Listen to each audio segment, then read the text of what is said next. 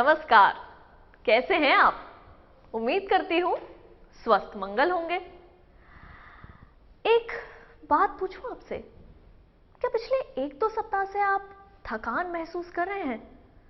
ज्यादा काम भी नहीं करते, खान पान पर भी ध्यान देते हैं, लेकिन फिर भी या तो आपका वजन तेजी से बढ़ता जा रहा है या घटता जा रहा है। क्या कुछ कुछ ऐसा महसूस कर रहे हैं आप? और यदि ऐसा है तो दोस्तों, इसे हल्के में ना लें। ये बात मैं पुरुष और महिलाओं दोनों के लिए कह रही हूं। शहरी और ग्रामीण दोनों के लिए है ये मैसेज। हो सकता है आप धीरे धीरे थायराइड का शिकार हो रहे हो। जी हाँ दोस्तों, ये बीमारी है ही कुछ ऐसी जो चुपके से आकर आपको बीमार बना देती है। हाँ, ज्यादा सोचिए मत, क्योंकि आप सोच रहे होंगे कि थायराइड है क्या भला। तो आइए पहले इसके बारे में आपको बताती हूँ।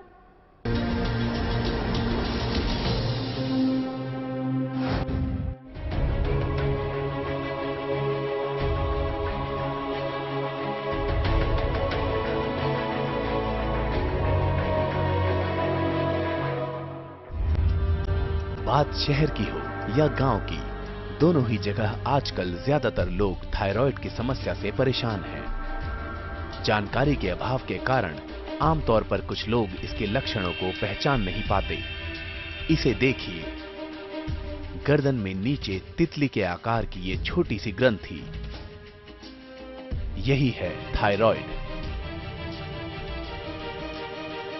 थायराइड शरीर में पाए जाने वाले एंडोक्राइन ग्लैंड में से एक है। थायराइड ग्लैंड एक बटरफ्लाई शेप ग्लैंड है जो गर्दन के इस पोर्शन में होता है। इसका काम है पूरे शरीर को एनर्जी सप्लाई करना है, जैसे जनरेटर कह लें या पावर हाउस कह लें।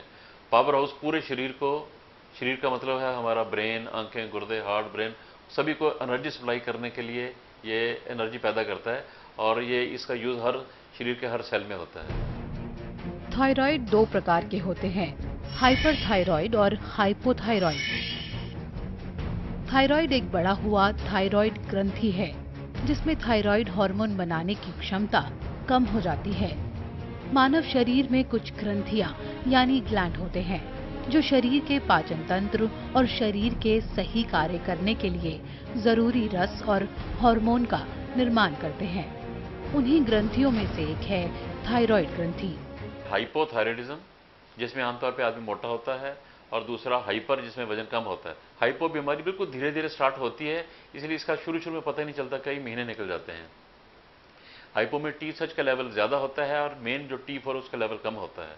और तकलीफ से ये होती है कि आमतौर पे थकावट, कमज़ोरी, डलनेस, वजन बढ़ना, जोड़ों में दर्दें, बाल गिरना, और लेडीज़ में इरेगुलर पीरियड्स वगैरह भी हो सकते हैं, और ज़्यादा लेट हो तो उसमें डिप्रेशन वगैरह भी हो सकती है।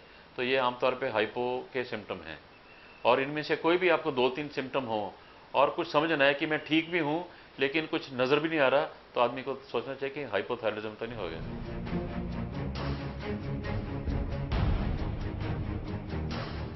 हाइपरथायराइडिज्म, जिसमें हार्मोन का लेवल ज़्यादा होता है, TSH का लेवल कम होता है, T4 का लेवल ज़्यादा होता है। तो इसका मतलब शरीर में एनर्जी बहुत पैदा हो रही है, शरीर में बहुत गर्मी पैदा हो रही है।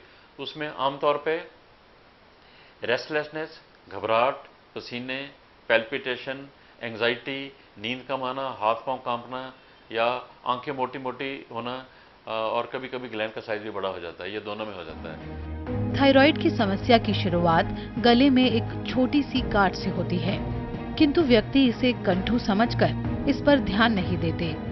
यही लापरवाही थायराइड की समस्या को बुलावा देती है और ये धीरे धीरे गंभीर बीमारी का रूप ले लेती है।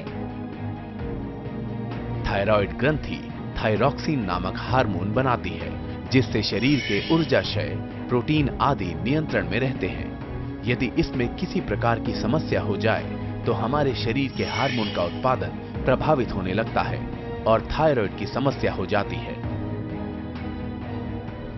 ये तो हम सभी जानते हैं कि शरीर की सभी कोशिकाएं सही ढंग से काम कर सके, इसके लिए हार्मोन्स की जरूरत है। इसके अलावा मेटाबॉलिज्म की प्रक्रिया को नियंत्रित करने में भी T3 और T4 हार्मोन का बहुत बड़ा योगदान है।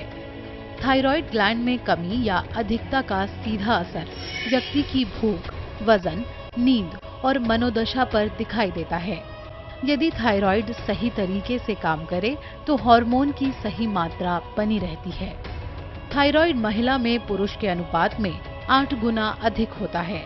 हालांकि महिलाओं में इसके लक्षण आसानी से पहचान में आ जाते हैं, लेकिन पुरुषों में ये लक्षण उतनी जल्दी समझ में नहीं आते।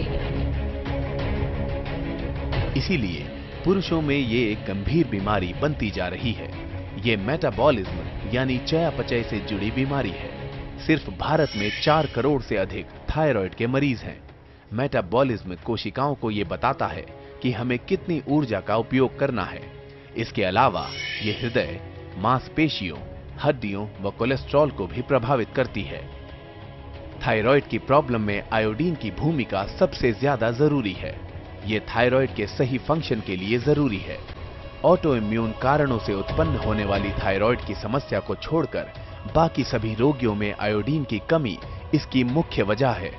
हालांकि आयोडाइज्ड नमक एवं प्रोसेस्ड फूड के कारण आयोडीन की कमी से उत्पन्न होने वाली इस समस्या को काफी हद तक कंट्रोल किया जा सकता है। आयोडीन के आमतौर पे सेवन से, क्योंकि अभी आयोडाइजेशन जो है वो पूरे देश में अच्छी तरह प्रचलित है, बिना आयोडाइज सॉल्ट मिलना मुश्किल है। उसकी वजह से जो गॉइटर वगैरह होते हैं, जिसको घेंगा बोलते थे, वो तो तकरीबन खत्म ही हो गया है, बहुत कम देखने में मिलते हैं। जो दूसरी बीमारी है जो थायराइड की, वो ऑटो इम्यूनिटी कहते हैं उसको। उसकी वजह से थायराइडाइटिस या जो धीरे धीरे थायराइड की हार्मोन की प्रोडक्शन कम होनी शुरू हो जाती है, उसकी वजह से हाइपो के चांसेस थोड़े से बढ़ जाते हैं। लेकिन आयोडाइजेशन से फायदा उसका 100 गुना है, नुकसान चाहे उसका 0.1% हो। दोस्तों, समय हो चला है एक छोटे से अंतराल का। वापस लौटकर आपको बताऊंगी कुछ और खास बातें। कहीं जाइएगा नहीं, क्योंकि मामला महिलाओं की जानकारी का है।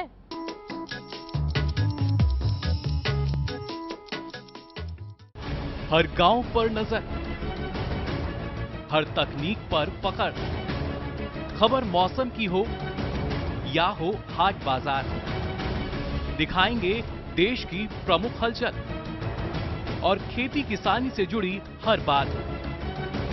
देखिए किसान समाचार रोजाना दोपहर 1:30 पर और शाम 7 बजे। सुंदर रूप रंग आकार दे, स्वप्न करें साकार। स्वच्छ रख पंचतत्व को, धरा का करे विकास।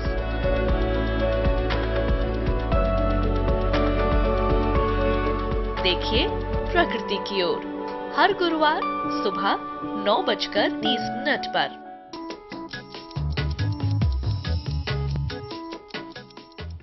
दोस्तों, आमतौर पर महिलाएं खुद को लेकर थोड़ी लापरवाह होती हैं।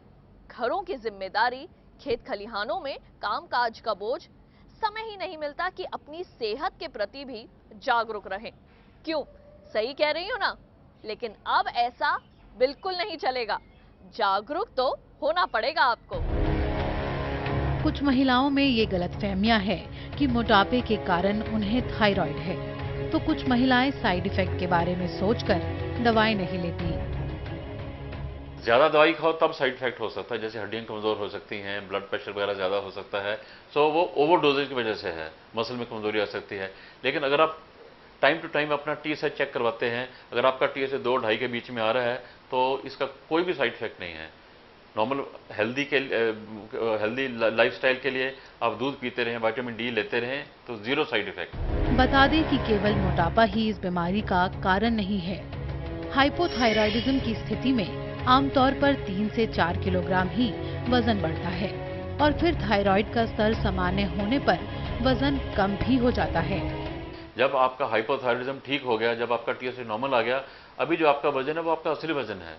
जो थायराइड में वजन बढ़ता है वो पानी इकट्ठा होने की वजह से बढ़ता है, स्वेलिंग की वजह से बढ़ता है।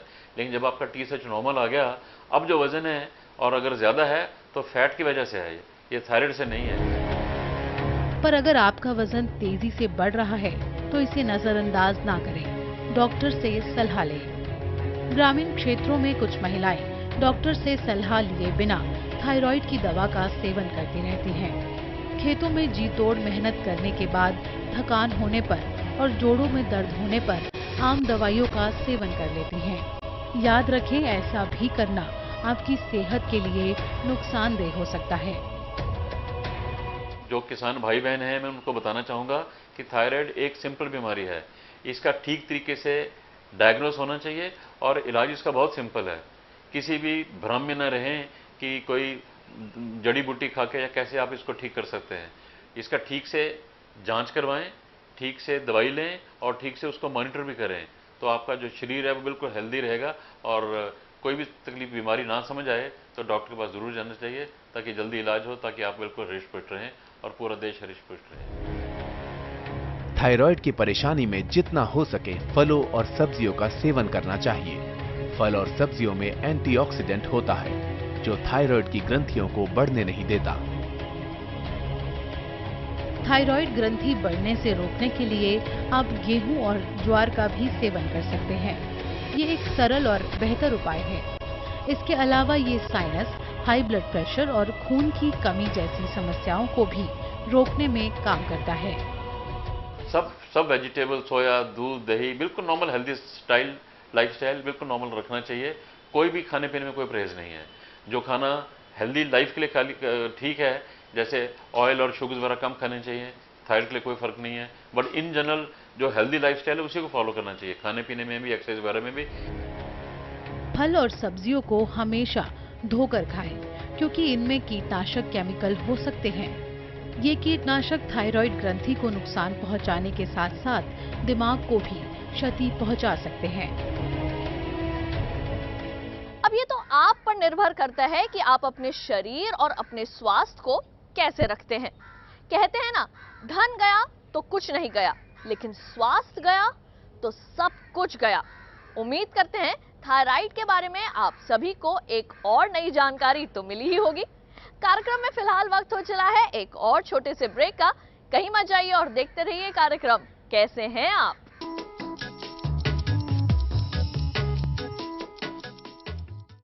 आस्था के सागर में हो जाएं सराबोर, प्रभु की अनुकंपा से बंधे जीवन की डोर, सफल और सार्थक बनाएं अपना जीवन, आशा और विश्वास जगाए जीवन दर्शन, रोजाना सुबह 6 बजे। किसानों से होंगे सवाल, देंगे सटीक जवाब, तो जीतेंगे किसान कप। किसानों का खुला मंच, नजर रहेगी कृषि वैज्ञानिकों की। देखिए किसान प्रश्न मंच, गुरुवार रात 10 बजे।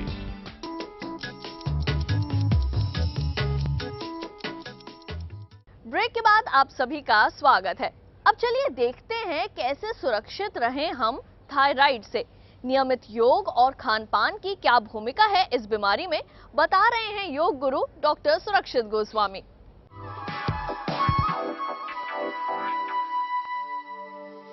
नमस्कार। योग साधना एक अनूठी प्रक्रिया है जो हमारे शरीर को चुस्त दुरुस्त बनाए रखती है, और जब तक ये शरीर है हम हमेशा स्वस्थ बने रहते हैं।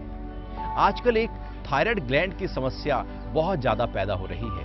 थायराइड ग्लैंड के रोग में योग का अभ्यास बहुत ही फायदेमंद होता है। जी हाँ, थायराइड ग्लैंड जो गले में एक छोटी सी ग्रंथि है, इसका स्राव जब ज्यादा बढ़ता है तो समस्या, कम होने लगता है तो समस्या, ज्यादा होता है तो शरीर पतला होने लगता है, और यदि कम हो जाए तो शरीर मोटा होने लगता है। तो थायराइड ग्लैंड की समस्या से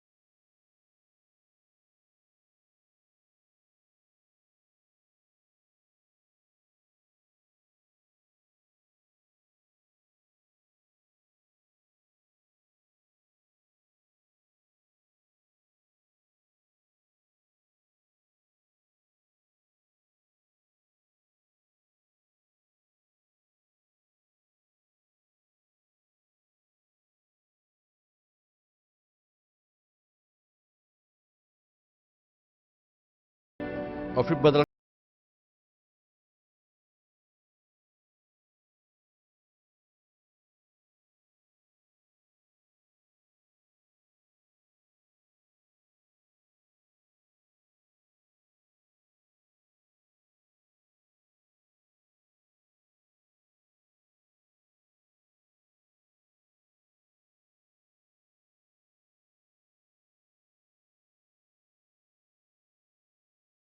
ग्रीवाचालन हमारी थायराइड के लिए बहुत अच्छा अभ्यास है।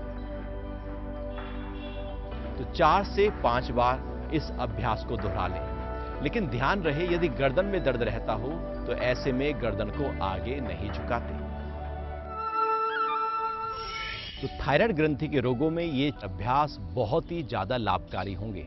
बस जरूरत है रोज इन अभ्यासों को करते रहने की। शुरू में जो आप गोली खा रहे हैं इसके लिए, उसको नहीं छोड़ें। अभ्यास करते रहें, आप पाएंगे धीरे धीरे धीरे धीरे गोली की मात्रा कम होने लगेगी और एक समय ऐसा आएगा दवाई छूट जाएगी और आपका अभ्यास बस आपके साथ बना रहेगा।